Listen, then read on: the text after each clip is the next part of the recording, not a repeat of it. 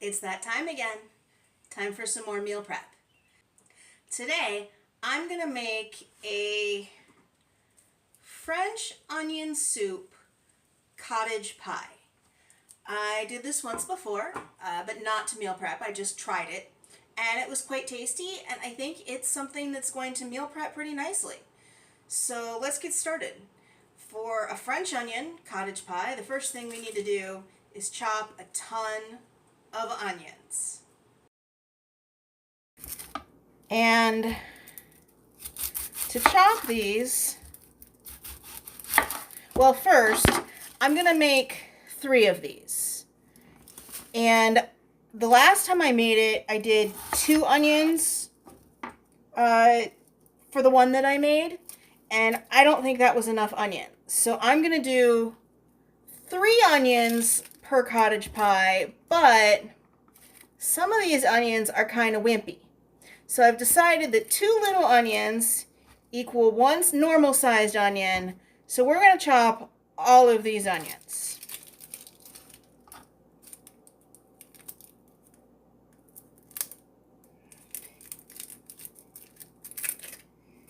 And I know usually when I'm doing recipes, I dice the onions. But for this, I want long slices. But you know what? I don't think I want that long of slices. We're going to cut those in half and change the way I'm cutting these. I'm going to cut these this way. So I've got long slices of onion.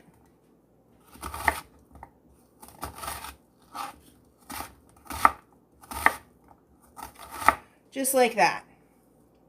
And once I get all of these chopped up, I'm going to caramelize them on the stove. So nice and low and slow until they're that yummy, sweet, toasty, caramelized onion brown. You don't necessarily want to sit here for 10 minutes and watch me chop all these onions, right? So I will just do that, and I will be right back. All right, all of those onions are in the pan working on caramelizing. And what else do we need for a cottage pie? Mashed potatoes, right? It's not a cottage pie without mashed potatoes. I've decided that I'm going to do red skin potatoes with the skin on for the mashed potatoes for this recipe. In part, let's be honest, because I absolutely hate making mashed potatoes. I don't know why. I love eating them. It's one of my favorite foods. I hate making them. They're not hard. They're not even particularly tedious. I just don't like doing it. I typically make mashed potatoes from scratch once a year on Thanksgiving. You see how much I like you guys? I'm making mashed potatoes. But I am gonna not peel the potatoes.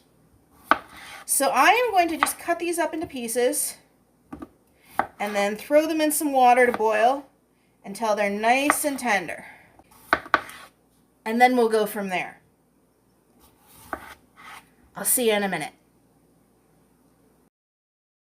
The onions and potatoes are going on the stove, and they're going to take a while.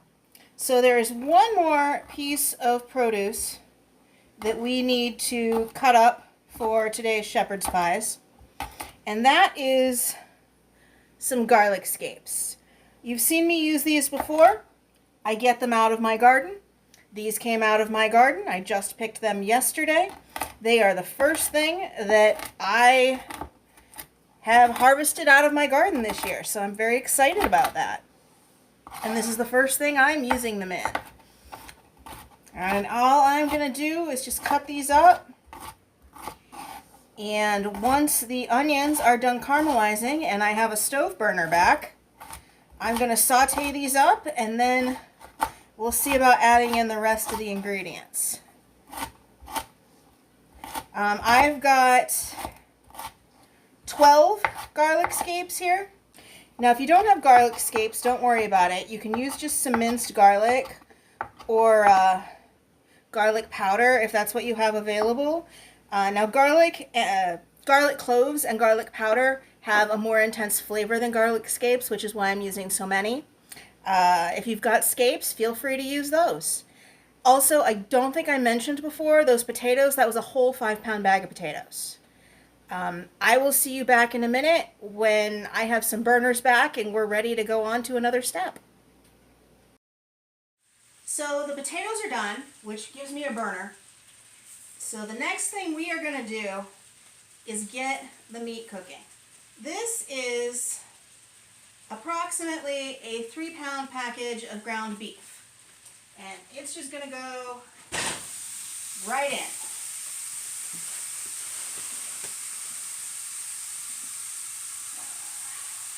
Not that one.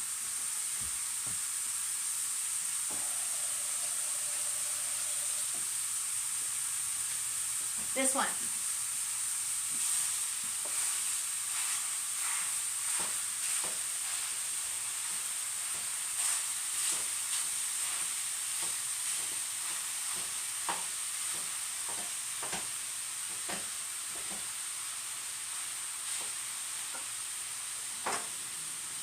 And I'm just going to cook that and keep breaking it up until it's nice little browned, cooked, crumbly bits. In a few minutes, after some of the fat has rendered out, I'm going to add in those garlic scapes and let those cook down with it. Let's take care of the potatoes. So I've got a bunch of steaming potatoes here. And they are fork tender, and I have gone ahead and thrown in a whole stick of butter. And we're just going to let that melt. I know that's a lot of butter, but there is a lot of potatoes here, 5 pounds. This is 3 cottage pies, honestly looking at these ingredients, maybe 4, worth of dinner, worth of potatoes. So that butter isn't quite as much as it looks like. I'm going to do a couple good pinches of salt. Again, it's a lot of potatoes. We need to let that butter melt. I should have cut it into pieces before we do too much smashing.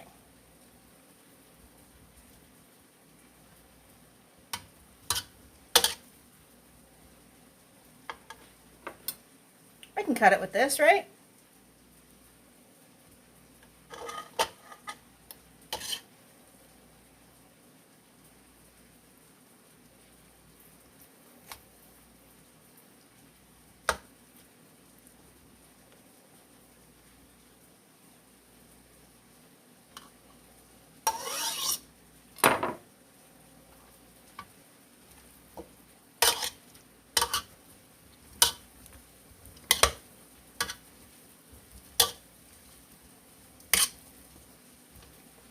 And then we're going to add in a bit of milk. Not too much milk, because we don't want these to be liquidy. You can always add more milk later, but you can't take it out. And then we're just going to start with the good old potato masher. When's the last time you used one of these, right? And give these a nice rough mash. Took me a minute to find this in my drawer.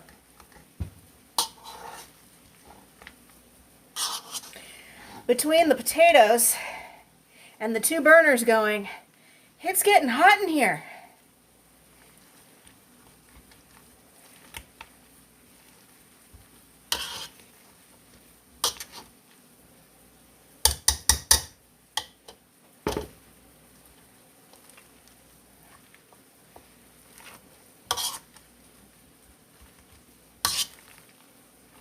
I think this is going to need some more milk.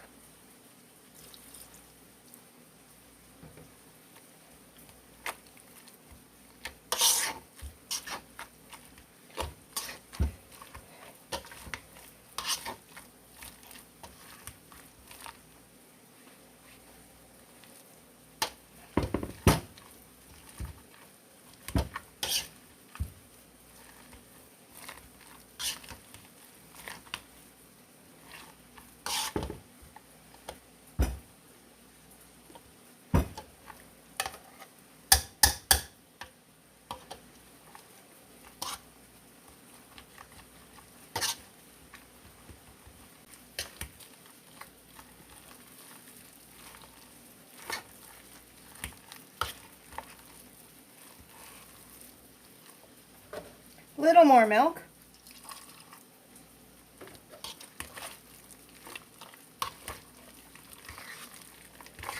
Normally, I like my potatoes really smooth with no chunks.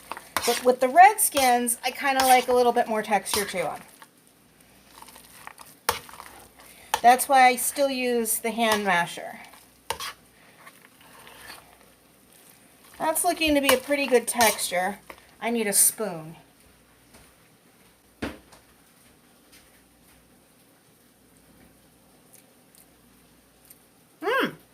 Perfect.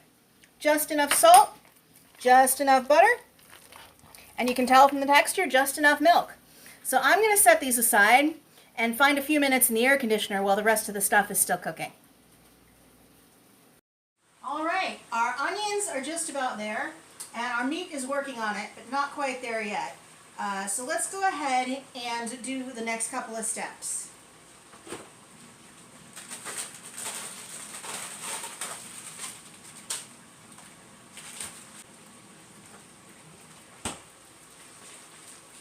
In the recipe that I first found for this, it called for just carrots, and I tried it that way and I didn't like it. Part of that might be because I'm not a big fan of cooked carrots. So this time I'm going to add a bag of frozen green beans and a bag of frozen peas.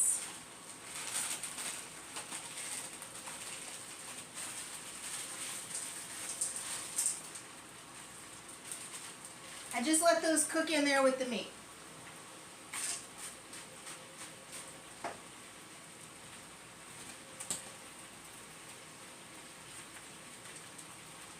Next, I am going to take about half of these onions and set them aside. And you will see what those are for later.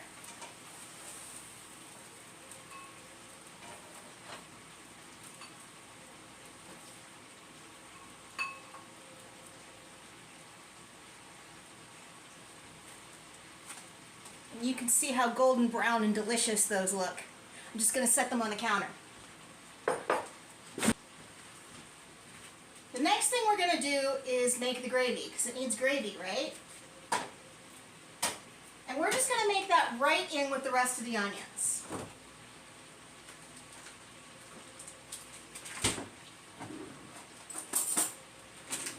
I'm going to add about half a stick of butter and let that melt.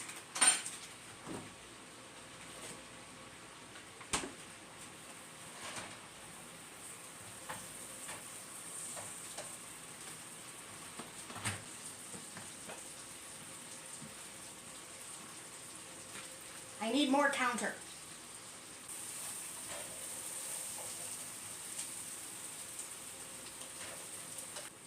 Now that that butter's melted, I'm going to add in some flour. You've seen me do this before. We're making a roux so that we can thicken the gravy.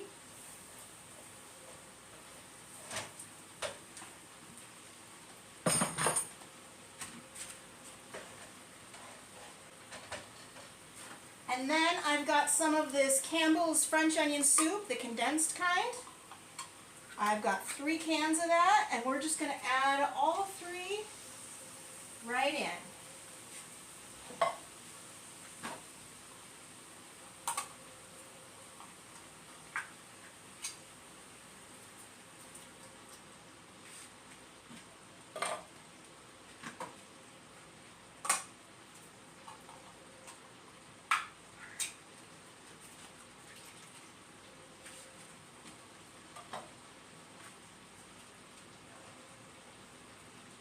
Give that a stir. And we're going to let that thicken up some before we add some water.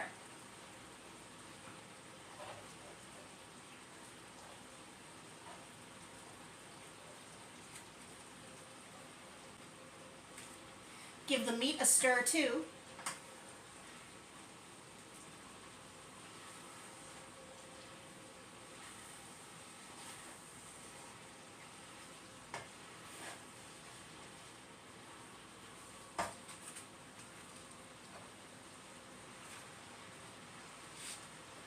And then I'm going to start with 1 can of water. This stuff is meant to be diluted 1 to 1, but I don't want to add that much water, so we're just going to try 1 can.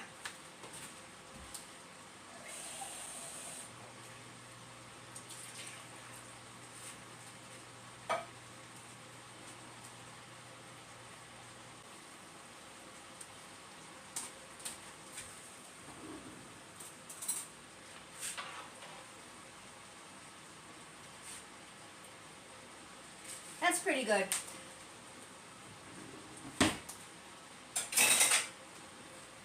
I am going to let that simmer and thicken up, let the meat finish cooking, and then I will see you back for assembly in just a few minutes.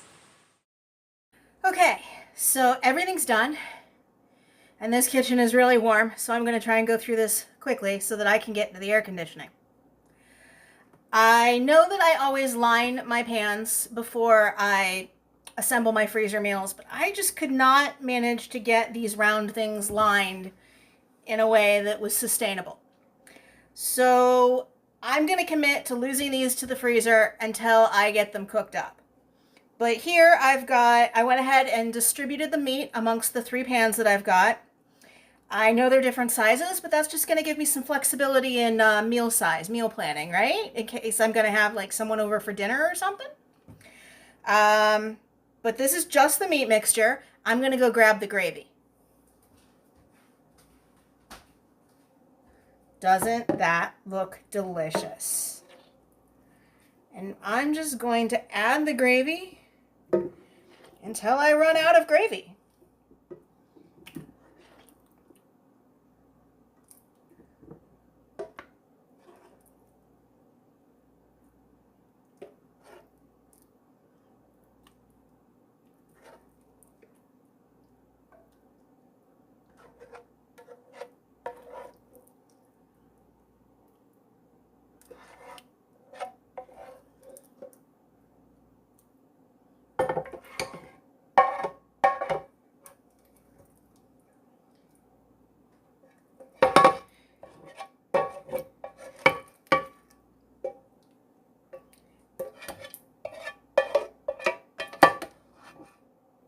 And I'm going to get a spoon so I can give these a stir.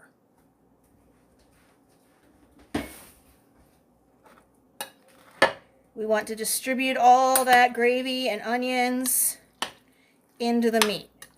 If I had had a large enough pan, I just would have made the gravy in the same pan as the meat. But because I was doing 3 of these, that just wasn't really feasible.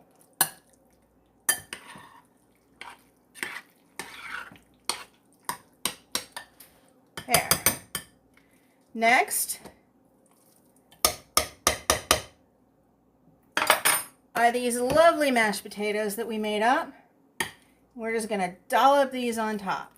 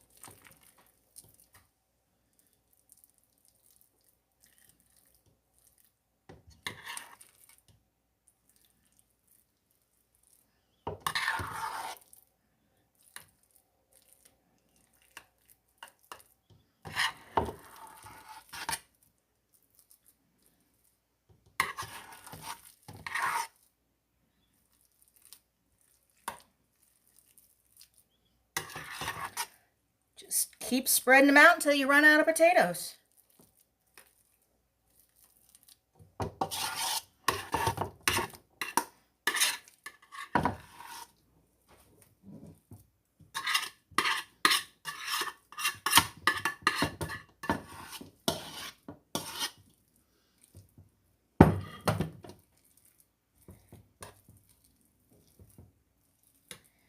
Now don't forget about those other onions we had. Those go on top.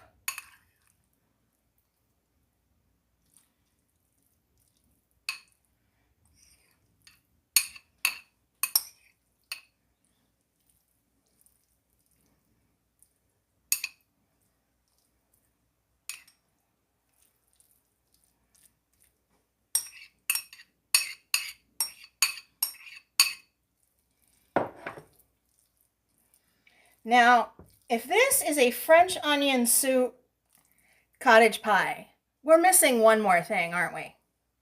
We're missing some cheese. Now, as usual, when I do these freezer meals, I'm going to cook this one tomorrow for dinner, and these two are going to go in the freezer for later. So I am just going to add cheese to the one that I'm cooking tomorrow. The other ones, I'll add cheese when it's time for them to go in the oven. This is just mozzarella, but you can use whatever cheese you want to. Gruyere would be really lovely.